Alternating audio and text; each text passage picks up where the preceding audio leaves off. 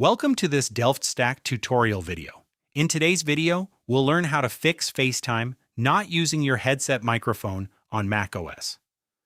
Let's go straight into the simple fixes. First, check your sound input settings. Click the Apple logo in the top left corner, then open System Settings and go to Sound. Now click Input and select your headset microphone from the list. Make sure the input volume is turned up and speak into the mic to see if the level bar moves. Next, make sure macOS is allowing microphone access.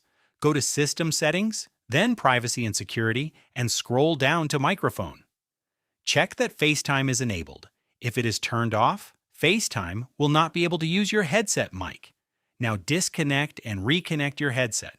If you are using a wired headset, unplug it and plug it back in. If it is Bluetooth, turn Bluetooth off and on again, then reconnect your device. This forces macOS to redetect the correct microphone. If this video is helping you so far, please like the video and subscribe to DelftStack for more quick Mac and iPhone tutorials. Next, make sure FaceTime is not locked to another input. Sometimes macOS keeps using the built-in microphone. Restart your MacBook to reset audio routing and force FaceTime to reselect the correct input device. Now check if other apps are interfering.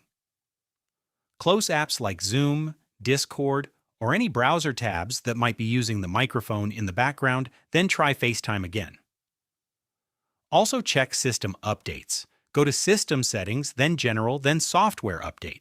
Install any available updates because audio and FaceTime bugs are often fixed in macOS updates. Finally, restart your Mac once more after applying all changes.